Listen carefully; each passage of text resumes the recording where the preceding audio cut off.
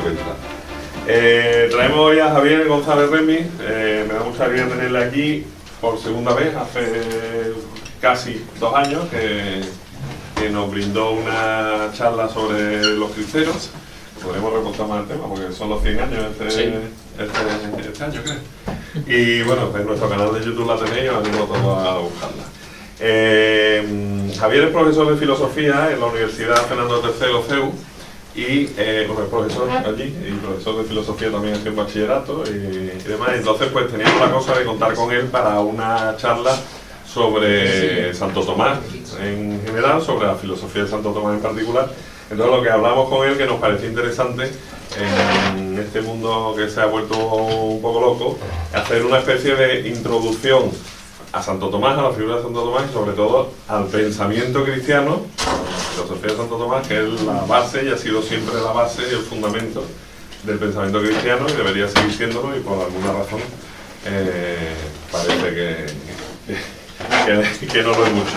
Entonces pues él dirá ahora lo que quiera, él se encarga un poco del acuerdo que hemos tenido y lo que estamos dando de vuelta es que bueno, que esto sea un primer paso y si la gente le parece bien, pues que diera lugar a una charla en donde fuéramos profundizando un poquito más.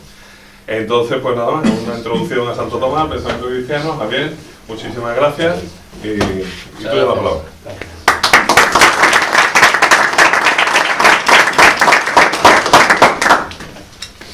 Bueno, pues hay una oración de Santo Tomás para el estudio, pero vale para todos. La voy a leer y la voy a rezar también. Creador inefable, tú que eres la verdadera fuente de luz y sabiduría y el principio supremo, dígnate infundir sobre las tinieblas de mi inteligencia el resplandor de tu claridad, apartando de mí la doble oscuridad en que he nacido, el pecado y la ignorancia. Tú que haces elocuente la lengua de los niños, educa también la mía e infunde en mis labios la gracia de tu bendición.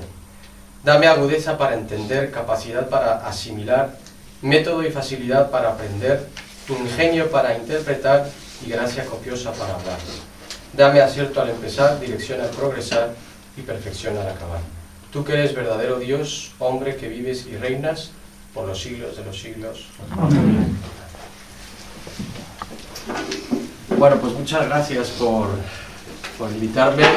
La verdad que es que depositar la confianza en alguien que, bueno, pues hay muchas otras personalidades reconocidas en el ámbito del pensamiento de Santo Tomás, pero todos intentamos seguirle lo que podemos y bueno, creo que siempre es bueno hablar de él. Quisiera antes empezar, bueno, Santo Tomás obviamente es el gran maestro de maestros, ¿no? El doctor Communis, pero sería bueno hablar de qué es la filosofía, ¿no? ¿Por qué la filosofía es importante? ¿Desde qué punto de vista se estudia la filosofía y la importancia que tiene para nuestras vidas, ¿no? Siempre se ha pensado que la filosofía es algo inútil, es algo que no sirve para nada. Cuando uno empieza las clases, la primera cosa que surge en los jóvenes, ¿no? Por ejemplo, bachillerato, pues lo que dicen es que pues, la filosofía es para gente fumada. Entonces se imaginan que pues, todos eran unos fumados y se dedicaron a... Bien, pues eso es triste y lamentable, pero hay que seguir, ¿no? No se puede uno venir abajo con esto. Bien, entonces la filosofía diríamos que es un conocimiento enraizado. ¿Dónde está enraizada la filosofía? En la realidad. Una filosofía que no bebe de la realidad no es filosofía, sino una ideología. Tanto es así que al apartarnos de la realidad nos volvemos locos, ¿no? Lo que decía Gonzalo, estamos en una sociedad que está perdiendo la cabeza. Y luego es verdad que quienes han promovido esta locura, ni ellos mismos se creen su propia locura. Hume, que uno de los filósofos que más atacó, obviamente, la filosofía perenne y clásica, decía él lo siguiente, después de que se dedicaba pues a sus ideas, dice él: ceno, juego una partida de backgammon, converso y me divierto con mis amigos, y cuando después de 3 o 4 horas de diversión, se ve que se quedaba largo ahí con ellos, vuelvo a estas especulaciones, me parecen tan frías, tensas y ridículas que no encuentro en mi corazón la manera de seguir adelante con ellas. O sea, que volvía a la realidad, iba a la realidad, y entonces después él mismo veía que estaba hablando sin sentido en el vacío, ¿no? Entonces una filosofía que aleja de la realidad no es filosofía. Si la filosofía no nos abre a la realidad, no es filosofía sino locura. Si la reflexión no nos devuelve a la realidad, entonces somos cautivos de nuestros propios pensamientos. La filosofía no pretende estar solamente en la raíz, ni solamente en las ramas o en las hojas, o en la forma en que se da el proceso de crecimiento del tronco y el fruto. La filosofía lo abarca todo. Es una búsqueda de totalidad. De ahí que su mejor definición sea la ciencia de todas las cosas según su causa última. Por eso es el todo, busca la totalidad. La filosofía es una exigencia de la razón, por eso no solo es una cuestión académica, sino es una cuestión vital. La razón busca y de alguna manera exige una respuesta total sobre el origen y el destino último de la existencia humana. El principio, el arjé, que busca la razón, es el comienzo de la metafísica. La filosofía, dice un filósofo italiano, Stefano Fontana, curioso, dice: la filosofía nació adulta. No se dio una graduación, porque la filosofía comienza directamente con las preguntas últimas. Preguntas últimas en el orden ontológico, ¿qué es el ser? En el orden gnoseológico, ¿cómo conocemos el todo? En el orden ético, ¿qué es el bien, el fin, la ley que gobierna todo? Y en el orden teológico, el ser o Dios que lo ha originado todo. Los antiguos, por antiguos más que nada referimos a los griegos, nos dejaron una valiosa y perenne forma de acercarnos a la realidad. Nos abrieron paso hacia las profundidades del ser y nos dejaron principios inamovibles para no ser engañados por la sofística cambiante de los tiempos. El edificio lo comenzaron ellos, y sobre ellos se ha continuado una labor tan grandiosa como la que podemos contemplar hoy en la escolástica, vamos a ver después esta filosofía, gracias a la revelación. El proceso de integración entre esta sabiduría antigua y esta sabiduría venida de Dios no fue fácil, pero siendo ambas procedentes de Dios, tarde o temprano se tendrían que hermanar con una organicidad nunca vista en la historia del pensamiento humano. La filosofía, por eso perenne, es precisamente esta hermosa construcción o este frondoso y fructífero árbol, tantas veces objeto de demolición, que resurge ante las ridículas propuestas de un comienzo ab ovo desde el principio, o de una vuelta romántica, o de ideas que se alejan totalmente de la realidad. Quienes proponen una vuelta simple y sencilla a los antiguos, saltándose la revelación cristiana y su fecundo y posterior desarrollo, son condenables. ¿Por qué? Porque incluso en el sílabus número 14 se condena la siguiente sentencia: la filosofía debe ser tratada sin tener en cuenta para nada la revelación cristiana sobrenatural. Es decir, como si aquí no pasó nada, vamos a seguir pensando y aquí no ha ocurrido nada. No ha llegado nada, no ha habido ningún cambio. Bien, entonces, estos que desprecian la Edad Media, desprecian el pensamiento medieval, desprecian todo lo que ha surgido de ahí, tienen unos pronunciamientos bastante despectivos con respecto a esta filosofía. Un ejemplo del Renacimiento. Un autor llamado Laurentius Valla se refiere a los pensadores antiguos como genu hominum superstitiosum et becors, que quiere decir raza de supersticiosos y sin sentido.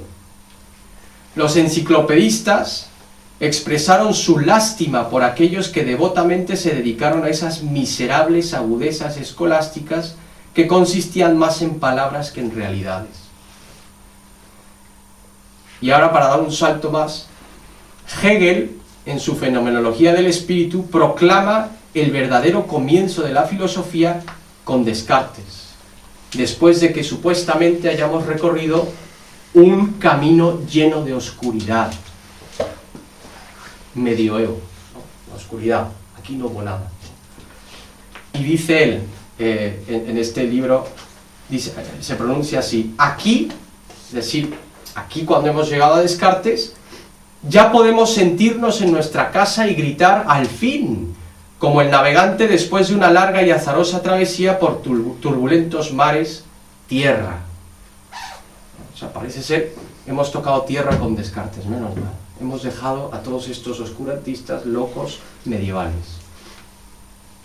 En el epitafio de la tumba de Descartes se lee Reconditor Doctrine, refundador de la ciencia. Curioso. Este veneno se sigue reflejando en los libros de texto de filosofía, donde después de una breve mención a San Agustín y Santo Tomás de Aquino, inmediatamente se da un salto hegeliano a Descartes. Sí. Como si, es verdad, eso, una edad media, es decir, ahí no hubo nada, o si hubo algo, no vale la pena. Saltamos directamente a la filosofía de Descartes y posterior. Bien, pues esta locura, estos saltos que vemos,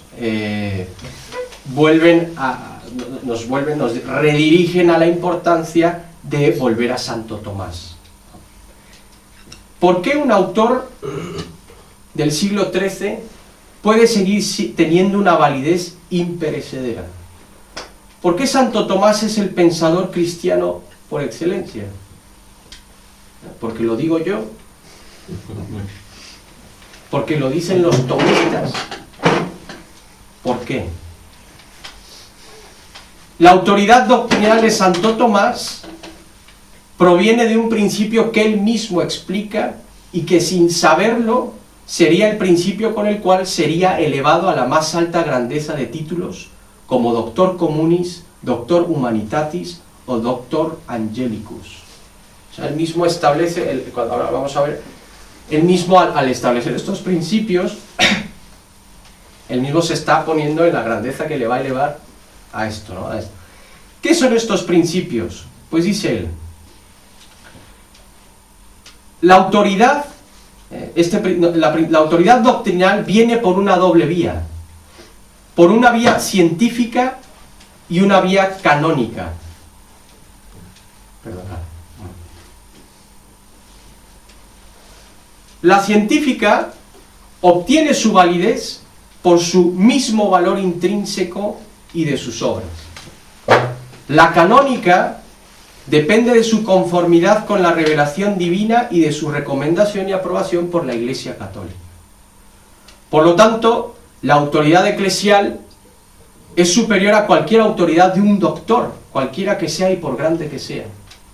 Ahora bien, si esa autoridad recomienda e incluso exige que sea estudiada y tenida en cuenta esa doctrina, entonces este hombre ha alcanzado la máxima aprobación.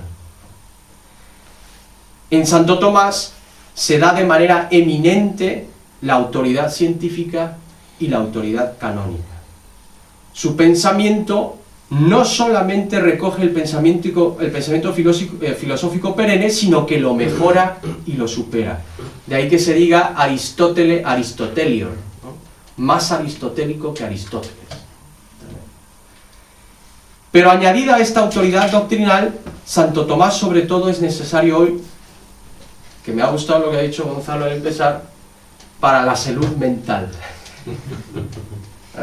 Ha sido provincial que dijera lo de la locura. Santo Tomás hoy es una urgencia sanitaria. Y ahora vamos a ver por qué. ¿Por qué no deberíamos apartarnos de esta filosofía perenne? Por una cuestión de salud mental. Hemos desconectado de la realidad. La sociedad actual, con su falso realismo, ha hecho enfermar a la mente humana. Y ese falso realismo se manifiesta a través de unas prioridades que trastocan el orden de la realidad. Una prioridad del éxito, la prioridad de la realización personal, la prioridad de lo económico, la prioridad de la paz sin referencia a Dios ni a la moral. Entonces, estas prioridades han desordenado la mente del hombre. Un ejemplo claro para que veáis que Santo Tomás hace que recuperemos la salud mental. Me imagino que conoceréis a John Senior. John Senior, en la biografía que escribe aquel joven que estuvo en sus clases y acabó siendo abad de un monasterio, cuenta lo siguiente, dice él: yo mismo he sufrido desde mi primer despertar intelectual a finales de los años 30 shocks de marxismo, dividido en stalinismo y trotskismo, freudismo en las versiones de Jung y Adler, variedades del positivismo de Bloomsbury y el hinduismo californiano, taoísmo, zen. O sea, se metió en todo, ¿no? Como esto que se mete en todo, el que se droga, ¿no? Pues se mete de todo, ¿no? Pues John Senior se metió de todo en el ámbito intelectual. John Senior regresa a la realidad. Claro, es que curioso, cuando leyendo a un autor hinduista, es complicado pronunciar, Kumarwasamy, leía a Kumarwasamy, encuentra una cita de Santo Tomás de Aquino y dice: la mala lectura de Santo Tomás por parte de Kumarwasamy y Guénon me condujo, sin embargo, a la Suma Teológica, y en ella se rompió el hechizo del pensamiento oriental. Terrible. O sea, incluso alguien que está utilizando mal a Santo Tomás te dirige a Santo Tomás, y si te gusta Santo Tomás te das a Santo Tomás, y Santo Tomás te dice: ese no es de los míos, lo siento. Muy bien, perfecto, perfecto. Y nos podríamos poner a hablar de que muchos también han utilizado a Santo Tomás para decir lo que no ha dicho Santo Tomás, entonces, etcétera. Esto ya sería meternos en otras cuestiones. Pero la claridad de Santo Tomás ayuda a la mente humana. La claridad. Hay un prejuicio hacia Santo Tomás. Hay otro autor, Walter Farrell, un tomista americano, ¿no?, que tiene unos buenos volúmenes de comentarios. Dice él: todos hablan de Santo Tomás, pero nadie ha leído a Santo Tomás. Todos hablan de Santo Tomás, pero nadie se ha puesto con la Suma, nadie ha abierto la Suma Teológica. Y entonces hay un prejuicio de decir: uy, qué complicado debe ser leer a Santo Tomás de Aquino. Esto es, ¿no? Y un profesor también de filosofía, Peter Kreeft, dice: curiosamente, cuando yo ponía exámenes de Santo Tomás a mis alumnos, todos suspendían. Ahora les ponía un examen de Hegel y todos aprobaban. ¿Quién es más complicado? ¿Hegel o Santo Tomás? Entonces dice: pero es que parece ser que la claridad tanta claridad nos deslumbra, y entonces no vemos. Hay como tanta claridad que nos distorsiona la mente, y entonces pensamos que lo más complicado es lo mejor.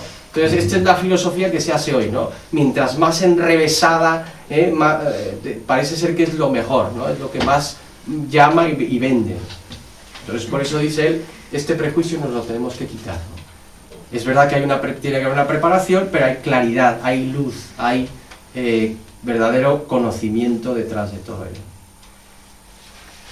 Bien, entonces vuelvo a lo mismo, Santo Tomás es urgente para recuperar la salud de nuestra mente. Hay otra razón más, que es que es voluntad de Dios que utilicemos nuestra razón tanto en el orden natural como en el orden sobrenatural. Cuando no usamos la razón, somos invadidos por el sentimentalismo, el emocionalismo. Y cuando usamos mal la razón, entonces caemos en el racionalismo.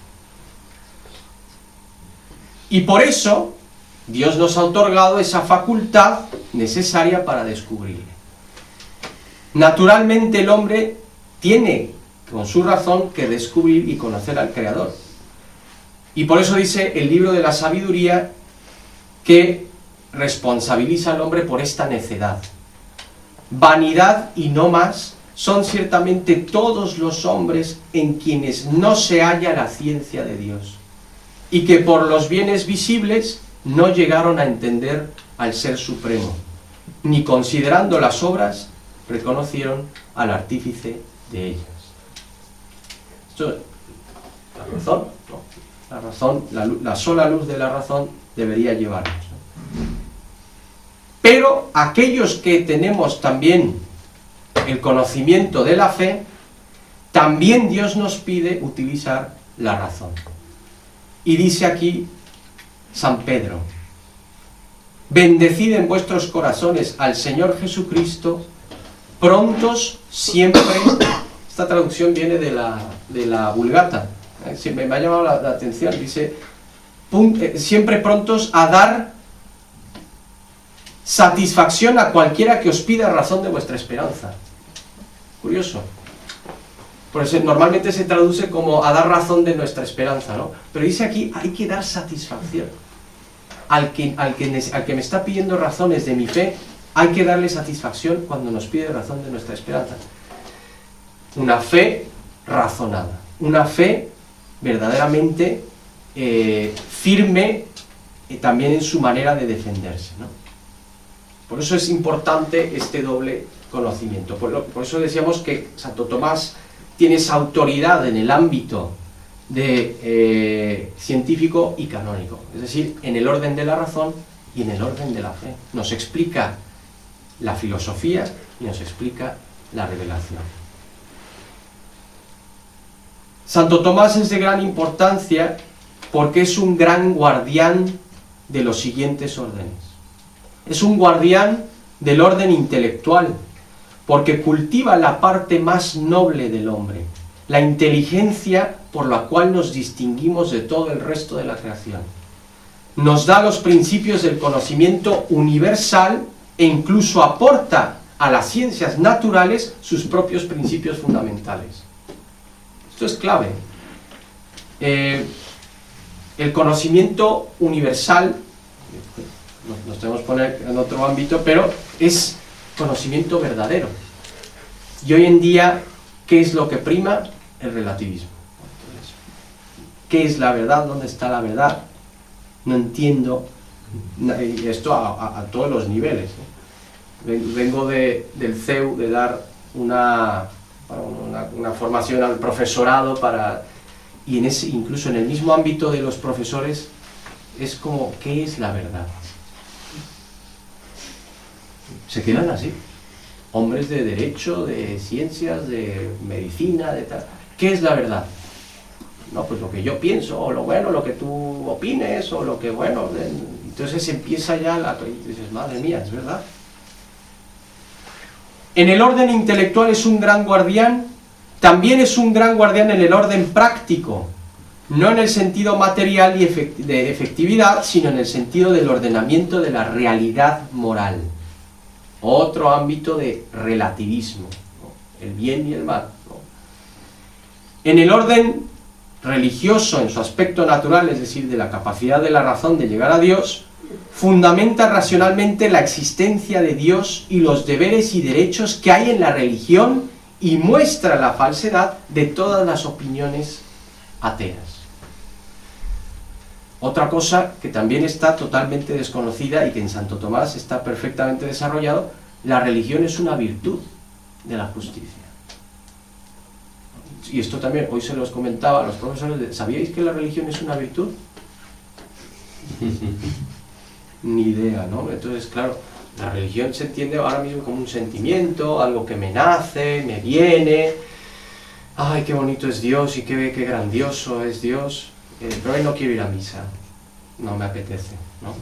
Es un orden de justicia, le debes a Dios el reconocimiento. Es la primera justicia que se debería cumplir, la virtud de la justicia de la religión.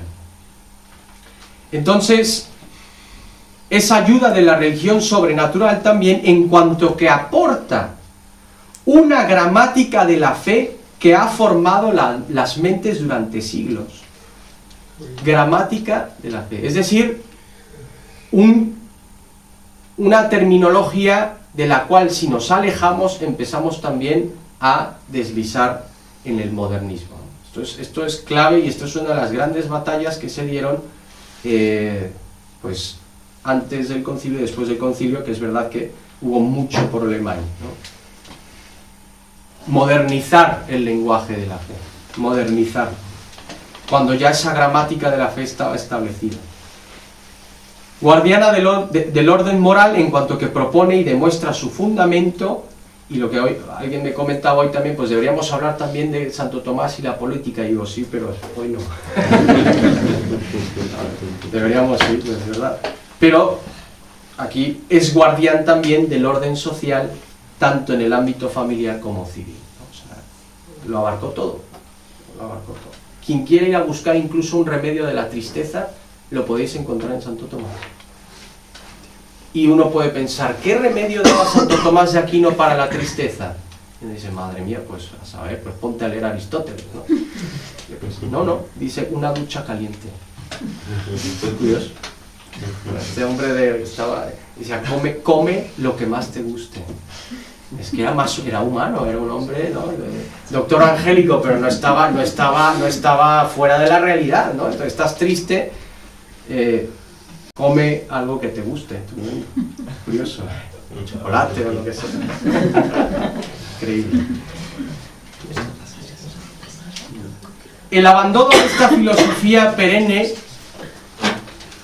ha conllevado el desmoronamiento no solamente de la filosofía, sino de el orden social. Tremendo.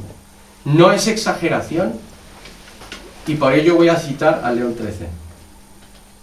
La causa de los males consiste en que se han deslizado esta palabrita me cuesta, subrepticiamente en todos los órdenes del Estado perversas teorías filosóficas acerca de lo divino y de lo humano, que han partido hace tiempo de las escuelas de los filósofos y han sido aceptados por el favor común de muchos.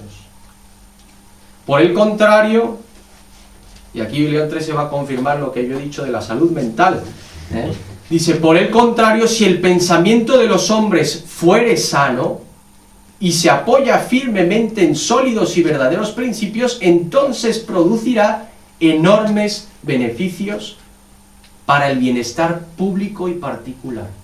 Fijaros la importancia que le está dando al pensamiento cristiano. O sea, no solamente va a beneficiar a la persona como tal, sino que es que va a beneficiar el bienestar público.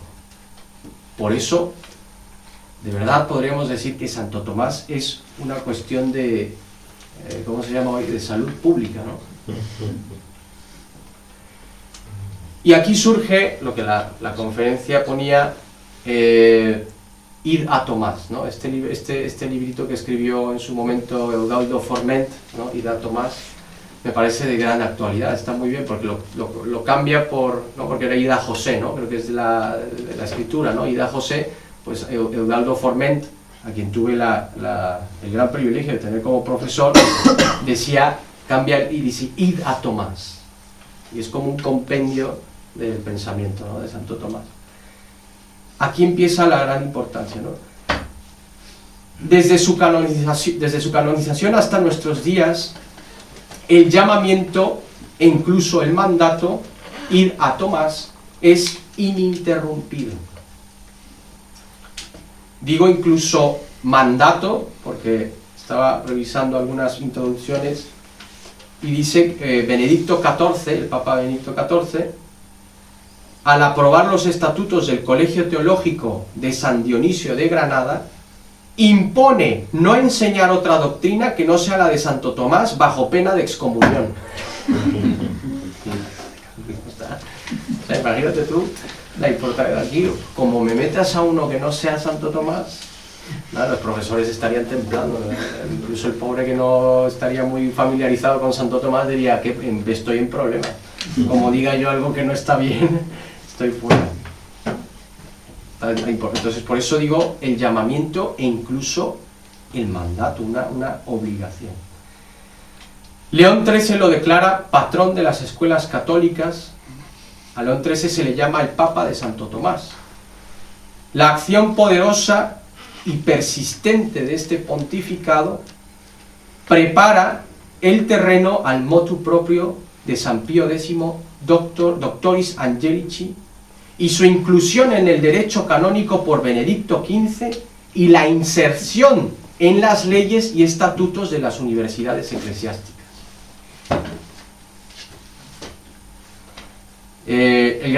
Lo que pasa es que, claro, ahora todo el mundo dice sí, Santo Tomás y el llamado de la Eterni Patris de León XIII, y ahora la gran pregunta es ¿quién la ha aplicado? ¿Quién ha aplicado ese llamamiento? ¿Dónde se ha...? ¿no? Y entonces, por eso muchos dicen no está aplicado, porque nadie lo ha seguido.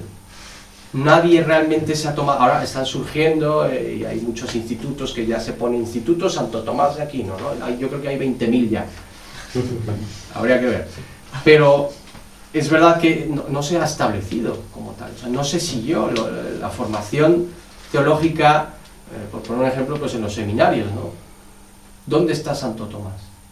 ¿Quién ha formado las mentes de los que supuestamente pues tienen que pastorear? Pues a veces, pues no sé, podríamos decir Ranner u otros, ¿no? De hecho, yo llegué a escuchar a un profesor que decía lo que sustituyó a la Suma Teológica fue todo el curso de teología de Ranner. Entonces las bibliotecas de las universidades teológicas habían sustituido a Santo Tomás por Ranner. Tremendo. Y uno va en búsqueda de decir, ¿y dónde habrán quedado todas esas sumas teológicas? Habría que ir a buscarlas, porque verdaderamente se deshicieron de ellas. Y tú te puedes ir yo he ido a Madrid a estos que se ponen de libros de segunda mano, de antigüedades, y mi mujer, tú estás loco. Y digo, entonces no voy a buscar a ver si hay alguna suma de estos de seminarios del año no sé qué, de 40, de 50, y nunca he encontrado ninguna, pero bueno, no tengo el placer de tener. Y si las encuentro en las páginas web son carísimas, ¿no? Pero es verdad que uno puede 800 euros, te tienes que conformar con las versiones actuales. Menciono dos hechos curiosos en la promulgación de la Eterni Patris, que fue en 1879. Son dos hechos curiosos. En ese mismo año, Wilhelm Wundt abría el Instituto de Psicología de Leipzig, considerado el padre de la psicología moderna. Y curiosamente, este hombre denunciaba la falta de fundamentación filosófica de la psicología. Decía, no, es verdad que él menciona más, Wilhelm Wundt menciona más a un regreso a Aristóteles, ¿no? Pero aquí el otro día que mandaban un libro, ¿verdad?, que es muy actual, ¿no? Se está recuperando a Santo Tomás incluso para la salud mental en el orden de la psicología, del estudio de la psicología. E incluso muchos psicólogos dicen hay más psicología en la ética Nicómaco que en otros tratados, ¿no? Porque es un conocimiento del hombre casi perfecto, ¿no?, podríamos decir. Entonces, fijaros, en el orden de la psicología, que psicología psique es el orden del conocimiento, en ese mismo año León XIII decía hay que estudiar a Santo Tomás, hay que volver a Santo Tomás. Y en ese mismo año, unos posteriores, un filósofo alemán, Eucken, para ir en contra del pronunciamiento de León XIII, proclama a Kant el filósofo del protestantismo. Y escribe un libro que dice los dos mundos, Santo Tomás contra Kant, ¿no? Dice, entonces, pues, si vosotros los católicos proclamáis a Santo Tomás como vuestro bandera, pues nosotros los protestantes a Kant. Y es verdad que a veces te vas encontrando que en el fondo como que somos muy kantianos muchos, somos kantianos. Hay mucho kantianismo en las mentes, en el orden moral, en el orden religioso. Se lo digo a mis alumnos a veces, vosotros sois kantianos. No me está insultando, ¿no? ¿Es un halago o es un insulto? Y entonces uno empieza a ver que es verdad. Entonces esta es la gran pelea, esta es la actualidad, y yo, bueno, pues creo que esta introducción creo que es para decir la importancia que tiene Santo Tomás. Luego ya nos podré, si queréis más, pues o llamáis a otro o vengo yo, pero como queráis. Es un recorrido largo, los pronunciamientos papales son continuos, ¿no? Juan Pablo II, ¿no?, mismo en la Fides et Ratio considera a Santo Tomás, y fijaros que Juan Pablo II no era un pensamiento tomista, era fenomenologista, ¿no?, pero él mismo dice Santo Tomás. Benedicto XVI, que también tenía le costaba a Santo Tomás de Aquino, reconoce que no hay nadie más grande que él, ¿no? Entonces, bueno, pues ya podremos decir que hasta ahí, pero esta es la grandeza, ¿no? Y yo creo que en este sentido Santo Tomás de Aquino aporta mucha luz en todos los ámbitos, por eso me decían, no, es que podemos abarcar política, podemos abarcar fundamentación de la ley, fundamentación de todo lo que queráis, de todo, fundamentación del conocimiento. Comentó todas, casi prácticamente las 12 obras de Aristóteles las comentó todas, comentó a Boecio, comentó a Servio Dionisio, o sea, es una cantidad de comentarios en los que tenemos una sabiduría casi que podríamos decir omniabarcante. No lo vamos a divinizar, pero verdaderamente si prescindimos de él, prescindimos de un gran padre, de un gran maestro y un gran guía. Entonces, pues, id a Tomás.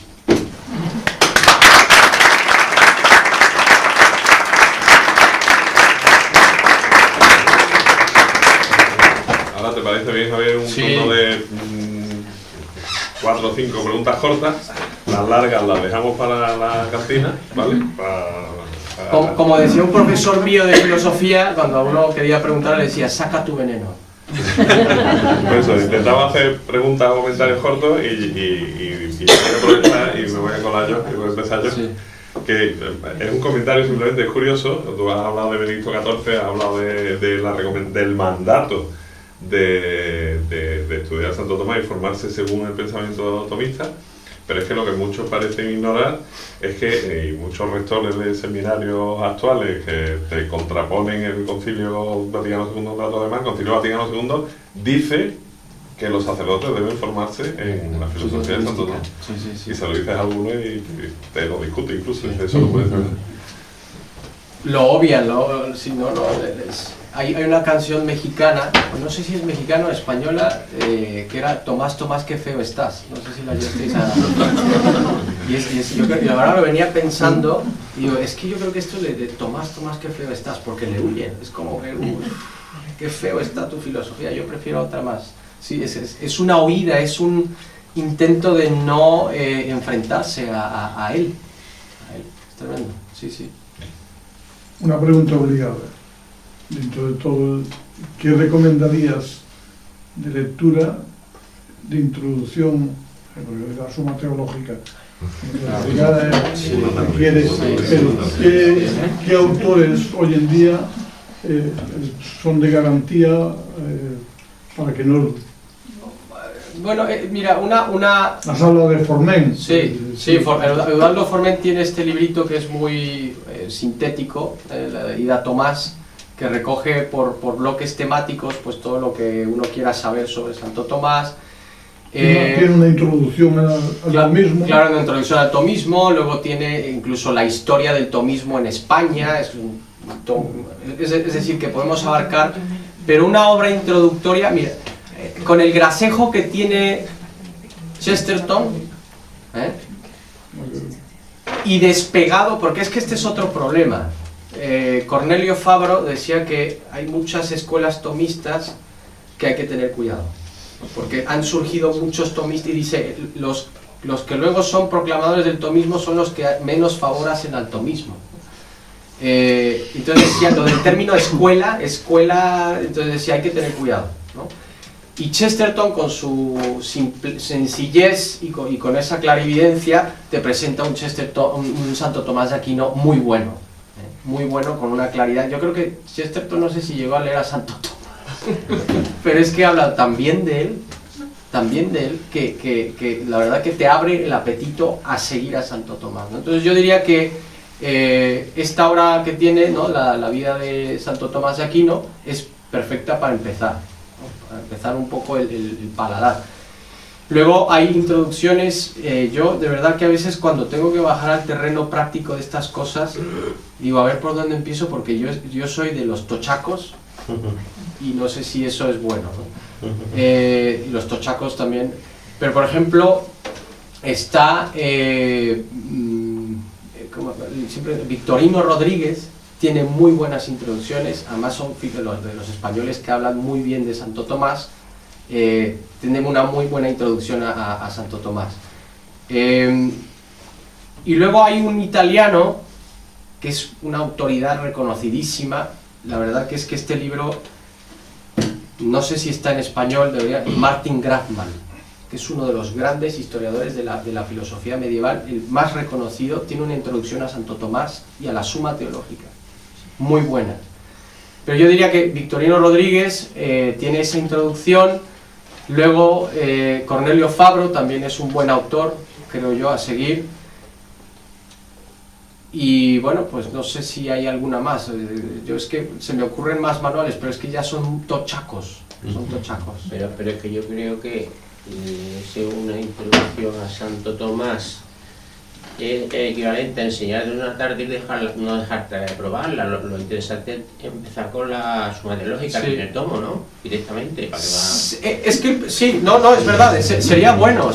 Lo que pasa es que... Es muy fácil, porque sí, es como una bicicleta cuando rueda está a los lados para los niños que van aprendiendo, te lo vas poniendo fácil. Lo que pasa es que hay que familiarizarse un poquito mucho, con la terminología aristotélica. Hay que tener una base de comprensión de los términos aristotélicos, porque él está utilizando continuamente una filosofía y un engranaje que, si tú no tienes conocimiento de qué es las causas, o te está hablando de causa secundaria, entonces te puedes perder, ¿no? Pero es verdad que yo soy partidario de que hay que picar piedra, ¿no? Hay que picar mucha piedra, porque después sale el agua, el manantial de sabiduría, ¿no? Lo que hoy que nos presentan, pues libros muy dulzones, teología muy barata, y nadie quiere picar piedra, y hay que picar piedra. Entonces, claro, esto es un esfuerzo de la razón que hay que hacer. Pero sí es verdad que hay que, en un momento dado, quien realmente quiera, tiene que ir directamente, ¿no?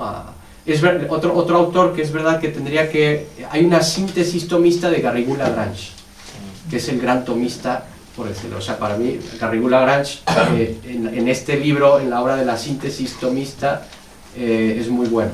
También es una obra introductoria que te abre al pensamiento de Santo Tomás. Padre Ramírez, ¿no?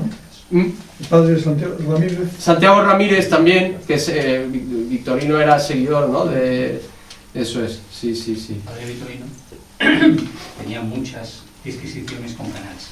Canals es el gran estudioso del tomismo contemporáneo en España. De hecho, tanto Petit como Eduardo Formento salen de la escuela de Canals. Y Canals yo creo que es una figura que habría que retomar, sí. Porque sí es verdad que tiene tochazos académicos, pero también tiene muchos artículos clarificadores. Entonces, no sé por qué, además se ha olvidado completamente a Canals. Sí. Canals. Y es realmente, vamos, yo tuve la fortuna de conocerle, brevemente pero le conocí por Espeiro, y en Barcelona, y era el único que creo que se había leído como 3 o 4 veces la Suma Teológica.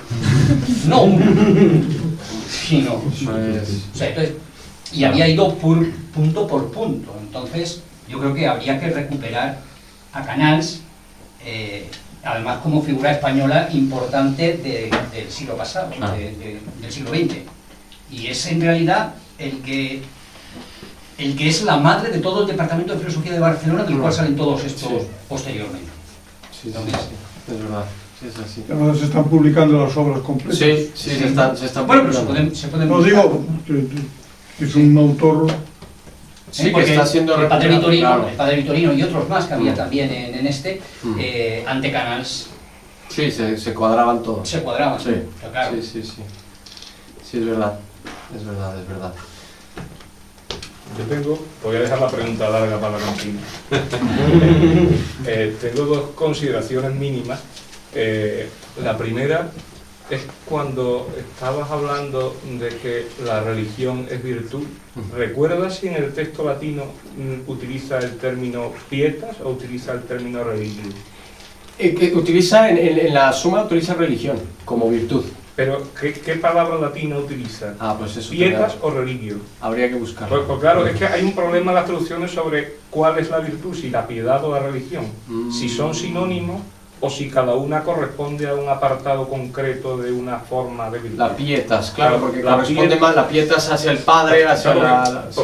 Esto es por influjo clásico, ¿no? Sí. La pietas clásica, si se transmuta en una pieta a la luz, por supuesto la relación y todo demás, o si se emplea también el término religio, que también aparece perfectamente en este tipo de tratados filosóficos y que tienen su especificidad, ¿no? Eso, si lo sabías o si...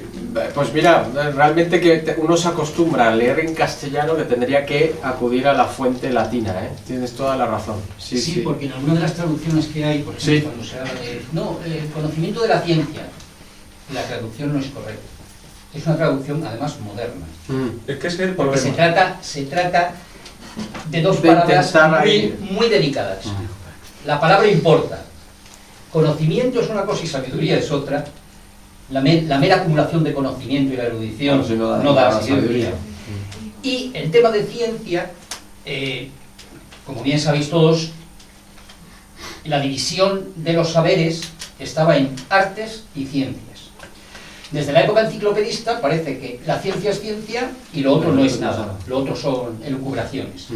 Pero son ambas lo suficientemente importantes. De hecho, todavía en la academia anglosajona y por herencia, la canadiense, la estadounidense, se divide en artes y en ciencias todos los saberes. Entonces tú te encuentras un PhD en artes en tecnología biocelular. Y tú dices, ¿eso qué es? ¿No? Claro, a nosotros no nos cuadra porque eso es ciencia. Pues no. Está dentro de determinados... Y esa división que aquí, con la Ilustración y posteriormente con la imposición napoleónica, se ha roto completamente. Las artes parece que quedan solamente para los artistas locos que pintan o que esculpen. No, la filosofía es arte, el PhD en filosofía es en artes, y muchos de las materias las materias y de las disciplinas que pensamos que son ciencias, perdón, en realidad provienen de las artes. Y hay que rescatar también ese concepto de arte. Entonces, muchas de esas traducciones, porque a mí me ha llamado la atención por este concepto, he ido a buscarlas y realmente no dicen exactamente, son traducciones, digamos, acopladas a los tiempos. Ahí hay una página de la Universidad de Navarra, Corpus Thomisticus, Corpus Thomisticus, en el que viene realmente, y vienen, cuando tú quieres ver realmente si un texto, porque es muy fácil de buscar, ver si un texto está diciendo lo que está diciendo, pues te puedes ir ahí y se puede comprobar, pero claro, en cuestión corta. Es más. Yo lo descubrí porque hice un trabajo sobre Suárez, y a Suárez le pasó exactamente lo mismo. Suárez está muy poco traducido, casi todo lo que hay es todo en latín. Y las pocas traducciones que se han hecho están todas tergiversadas. Y muy tergiversadas, interesadamente tergiversadas. Entonces me fui a buscar y fue cuando me di cuenta que las traducciones son excesivamente libres a la hora de hacerlas, y que a veces hay que ir al texto latino. Y hoy en día no es tanto problema. Antes a lo mejor era más complicado traducir de latín si no tenías conocimientos, pero hoy en día no es tanto problema. Se pueden buscar formas de ver la diferencia. Sí, digamos que a un nivel académico más, ¿no?, más en profundidad. No, yo creo que no. Sí, pero permíteme un momento, o sea, para que no nos vayamos a perder en nada, porque no va a decir, entonces no voy a nada, no, yo no leo nada de la zona. Los intérpretes de Santo Tomás nos darán una buena traducción de Santo Tomás. Buenos intérpretes, quiero decir, ¿no? Entonces, la fiabilidad, por ejemplo, de Neudaldo Forment, sí, pero tienes que fiarte de esa autoridad, ¿no? Pero es verdad que luego, si tú quieres ir a más, pero tienes que confrontarlo. No solo de la ¿cómo se llama esta? De la suma teológica. Es que yo recuerdo una conferencia en la Valnesiana, en Barcelona, de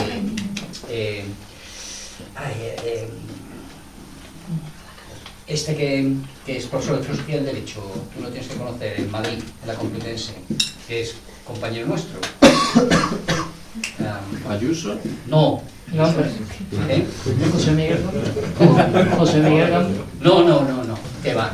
Bueno, no me acuerdo ahora mismo. ¿Segovia? No me acuerdo. Que su hermano ha estado aquí y su sobrino ha sido el encargado general de propaganda y todo esto hasta que la cesaron el año pasado. Evaristo Perdón. Es que la edad no perdona y... Me suena. Esto fue un profesor de filosofía del derecho en una conferencia que dio, creo recordar sobre Genus. Bueno, era uno de los documentos del Vaticano. Resulta que él comentaba que a la hora de hacer la conferencia empezó a buscar los textos y a él le llamaban la atención determinadas cosas que no le cuadraban en la traducción española. Y se fue al texto original latino. Y entonces ahí descubrió que la traducción que se había puesto no tenía nada que ver con el texto latino. Que en un momento determinado, no recuerdo qué tema era, pero un tema de estos polémicos, no me acuerdo si era divorcio, o era aborto, o era natalidad, o era algo por el estilo, aparecía, además lo hizo con contabilizó, aparecía no sé cuántas veces en el texto latino esa palabra, y en el otro, en español en la traducción, aparecía 6 veces, en todo el texto. Claro. Entonces, ahí te das cuenta que hay que tener mucho cuidado con las traducciones cuando se está hablando de determinados documentos. Perdona, por reconducir a no quedarnos sin cantina, que a Miguel la dejaba... la segunda. Casi ni me acordaba que tengo una segunda. Pero como Miguel tiene confianza, me no, todo en serio, que no me acuerdo. Por tocar la cantina. No, sí, me acuerdo. Una cosa brevísima. Has hablado en varios momentos de filosofía perenne. Aunque no lo has expresado, ¿distingues entre filosofía perenne y perennialismo? ¿O lo tomas como una misma cosa? Porque en algún momento también has citado a Guénon. Y claro, Guénon es perennialismo. Entonces no sé si estamos en el mismo plano. Por perennialismo es el fijismo de quedarse en una sola cosa, ¿no? Por lo que entiendo, ¿no? Claro, no. Hay una serie de autores como Guénon, Julio Évola y tal, que entienden perennialismo como que al margen de la tradición en la que uno se mueva, se pueden llegar a una serie de verdades que son inmutables y que son comunes a todos los sistemas. Es una especie de... En realidad es una forma de indiferentismo camuflado, ¿no? Y por eso digo, ellos se llaman perennialistas y por eso toman autores de la India, autores de la China, Claro. autores de Japón a Santo Tomás, ¿no? Porque piensan que hay una verdad común más allá de todo. Por eso, De hecho, es que el término filosofía perenne también tiene un equívoco porque está utilizado para estas filosofías orientales. Es así.